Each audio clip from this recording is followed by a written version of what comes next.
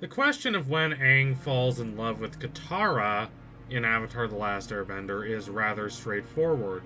It's right at the beginning of the show. It's the first time he sees her, love at first sight. But it takes a long time for her to reciprocate his affections. He's staring at her longingly very early in the series. Though his feelings for her are not clear to Katara yet, they are very clear for the audience. They become yet more clear in the 14th episode of the show's first season, The Fortune Teller. This is not a particularly well-remembered episode of Avatar The Last Airbender. Part of that is because it's not the best episode of the show, and it has a lot of wishy-washy ideas about fate and destiny. And I don't really think it comes together, but honestly, even if it did, it would probably have been forgotten because the two episodes that preceded it are two of the most influential and well-remembered episodes in the whole of Avatar Season 1. Those being 112, The Storm, and the one right after that, 113, The Blue Spirit. Still, The Fortune Teller is very interesting in terms of looking at the relationship between Aang and Katara. Aang is blushing because of Katara, and Sokka, noticing this, implies that he has a big crush on Katara, but Katara denies that the relationship is like that, saying that she thinks of him just as a cute little guy, like Momo. Fans of the series have called this Momo-zoned, a reference to being friend-zoned. But while that's amusing, what's most important to us, looking at this relationship, is that Katara demonstrates that she has no idea at this point that Aang has these feelings for her. It just never crosses her mind. This obliviousness continues through Season 2. In the early Season 2 episode, The Cave of Two Lovers, they are trapped in the middle of a cave, and they have no clear way to escape, and all they have for advice is a sentence about how love should lead the way. So, Katara suggests that she should kiss Aang. I'm not going to say this comes out of left field entirely, because Katara has been at least thinking about her relationship with Aang ever since the episode The Fortune Teller, but it's still a surprise to us, the audience, and to Aang. He does not know how to react. Obviously, this should be a dream come true.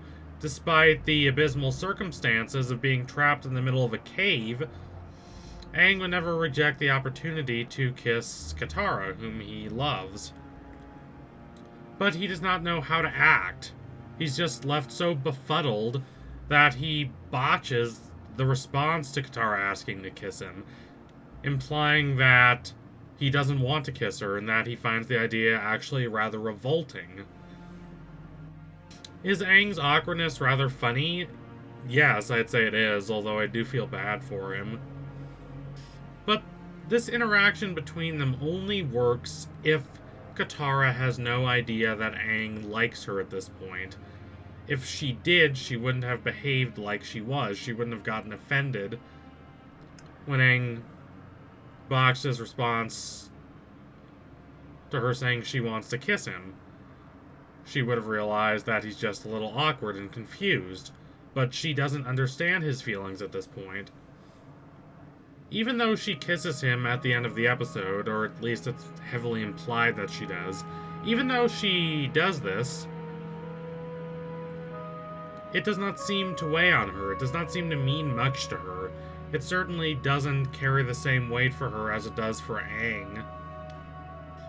As I've discussed in my other videos on Avatar The Last Airbender, it is rather strange that we are not given nearly as much information about Katara's romantic feelings as we are about all the other feelings she has. We normally have a lot of insight into Katara's mind, but not in this context. So we don't know if the kiss actually did mean very little to her. For all we know, her indifference could have been a facade concealing this volcano of passion. but we don't know. And we are approaching this topic from a scientific, or at least semi-scientific-ish point of view, so we should not go off of unproven assumptions when we have no reason to do so. Based purely on what we see in the episode The Cave of Two Lovers, this kiss does not seem to have meant much, if anything, to Katara. Even more importantly, she does not seem to realize how important this is for Aang. She remains oblivious regarding the extent of his feelings toward her. There are multiple times in which he tries desperately to convey these feelings, but his confession keeps failing for some reason. Think about episode 218 of Avatar, The Earth King. This is right before they are going to leave Ba Sing Se. This is right after they have finally demonstrated that Long Feng is a fraud and earned the king's trust. Aang and Katara are about to separate, but before they do, Aang tries to confess his feelings toward her. He tries to say that he really likes her, and not just as a friend. But before he can really say all these words, Sokka interrupts him for some macho posturing. Later in the show, think about the Season 3 episode Nightmares and Daydreams, Aang again tries to confess his feelings for her, and in this episode, she accepts, she reciprocates these feelings. But Aang then realizes that this isn't real, it's just in a dream sequence that he's having because he's so sleep-deprived. So once again, his confession does not reach her ears. As such, the more that I think about it, the more I come to realize that the first time Katara receives real, solid, indisputable confirmation that Aang does in fact like her is halfway through Season 3, in the episode The Day of Black Sun Part 1. Aang goes off to fight the Fire Lord and hopefully save the day, but before he does this, he approaches her and, without warning, kisses her on the lips. Now, this is not a surprise to us, the viewers of the show. Any remaining ambiguities about the extent of his feelings toward her were eliminated during the dance they shared in episode 302, The Headband. This is a very sweaty, passionate, romantic dance, and it does a lot to try and sell these two as a couple. But when Aang kisses her in episode 310, The Day of Black Sun Part 1, that is the first time where she cannot deny his feelings. She knows absolutely 100% for sure how he feels. If I had to guess when exactly she fell in love with him, it was probably sometime after this, when she was thinking about how he felt toward her and, accordingly, how she might feel toward him. But it is, of course, possible that she started to feel this way about Aang before he kisses her, say back after the dance in episode 302. It's a really dynamic scene because you can see them both being invested in the relationship. They both very clearly care about each other in this deep, romantic way. Much to Aang's chagrin, however, they do not become a couple after the events of the Day of Black Sun. Their relationship lingers in limbo for a few episodes, and Aang gets very angsty about this. Zuko joins Team Avatar shortly after the Day of Black Sun invasion, and the next few episodes of the show focus on him, and him joining the group and his relationship with the other members of Team Avatar. The relationship between Katara and Aang does not come back to the forefront until episode 317 of Avatar, that being the Ember Island Players.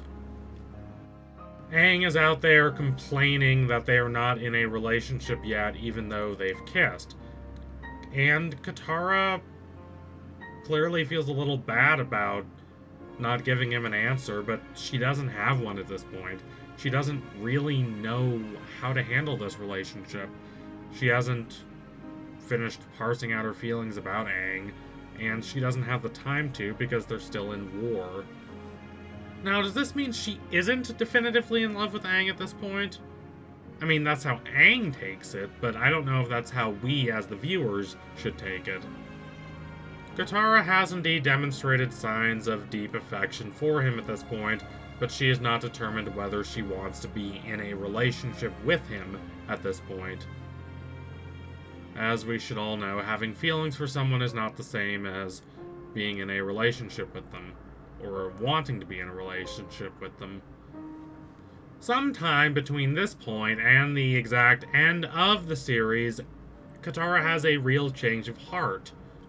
She decides that yes, she does want to be in a relationship with Aang. The ambiguity that clouded her soul is gone. How did this happen?